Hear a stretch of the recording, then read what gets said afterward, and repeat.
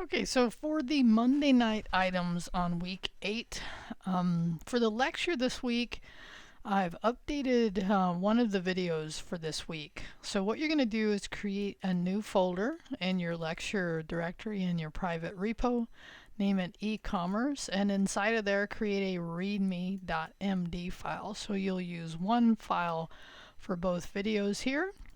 And make sure you're using heading and bullets for major topics covered.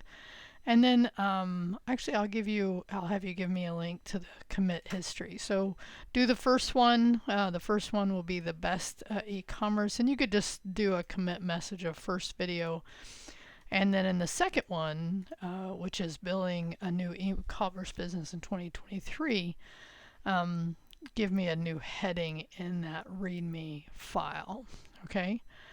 So in this case, you'll want to have one major heading for each video name, and then use bullets or other outlines for how you want to cover these topics. So this week's topic is really kind of focused around e-commerce and online shopping, because our discussion will also be around that topic. So let me go ahead and talk about this one, and then I'll come back and talk about the hands-on. For the current topics, we're going to end up watching one of 3 chapters. So first, in this video that I've provided here, and I'll just go ahead and go to it. I actually caught this video the other day. If you go down here to more, which is really nice, it actually breaks it into these 3 chapters. I tried to put these links in Canvas, but it just didn't like them very much. So I've given you a link to the video. So I recommend watching the whole thing, but in this case for the assignment, you can choose which of these you want to watch, right? The Temu, the Walmart, is it catching up with Amazon? This is actually the one I had previous semesters, but I found this one, which was a marathon, which basically included all of these.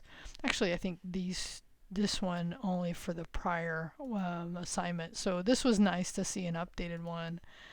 Temu was something I had seen but didn't know a lot about, so that was kind of an interesting new take and understanding. Now I understand why I don't shop there. But anyway, And then the last one here, which is relatively new, which is nice, which is talking about TikTok, live shopping, Amazon, and YouTube, how these live shopping features are really helping push their sales. So you can look at any one of these 3. Okay. So in that, choose one chapter you want to watch, and in your post, discuss your thoughts on what you learned from the video, right? Make sure to label the chapter you watched in your post, right? So you could do something like this, right? You could put like Temu. All right, so that's the first one.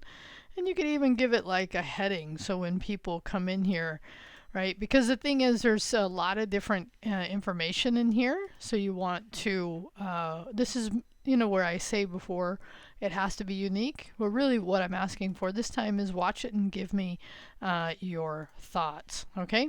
So just make sure you tell us which of those 3 that you checked out by using that heading. Okay, so now, hopefully that should be fun. Like I said, I think this one was a nice update. So now for the hands-on, we're going to continue, as I had said before, working on your project 0. So you want to build out 10 pages, right? Greater than greater than or equal to 10 pages. So at least 10. You could do more. Sure, the more you do here, next week you'll be set up for the 15. So in addition to your pages, which we talked about how to build those pages and good strategies, right? I mean, it definitely makes a lot of sense to think through what you want on each page. If you don't do that, you'll end up, which is okay too, you'll end up making changes to individual pages. But if you do some nice planning here before you start building out these pages, meaning get that index file the way you want it, then when you're building out these pages, it'll, I think, go a little faster. But also don't forget inside, and I'm going to go ahead and pull up VS Code here. I have my site, which, by the way, I have the P0 folder open. I do recommend just having that as your root when you're working on this. So I guess one of the things I'm saying is I would do all the work to get my index page, all the modifications I know I need to do, right? So making sure my title is well, in this case, you'll make the title unique for every page, but the metadata, you can have this be the same. So once, if you get this done, so when you copy it over, you'll end up not having to change that each time, right? And then your menu, of course, if you have your menu ready to go here, that really helps, because then whenever you take this, now again, I showed you last week how to do that. I definitely recommend, as I'm saying here, is to get that index page. I'm going to go to my index page, as much work here as you can, because it's just going to make your life easier as you move forward. Okay, so coming back here, so at least 10 pages, right? At least 10. Using your template design, you're also going to create a sitemap.html. I'll show you mine. You will link that into the root of the footer of your index.html, right? Now, in your reply, you could either give us an update, you could discuss your progress, or if you need help, ask for help here. This is a good one. And then you'll want to, in this case, there's only one reply required, and you're going to do a review of somebody's site, and you're going to check all their links, give them any other feedback that you have. Again, only, find somebody who hasn't had a review done. Don't everybody pile upon the first one or two. So make sure you find somebody who hasn't had a review done, because this is really helpful, right? So what you'll be posting is, once you get your work done, is to your P0 folder under our URL for the course. Okay, so let me show you what I did on the sitemap. And in this case, let's actually just go look at it. So here's mine. So here's my index page, and under here, this is my footer for my site.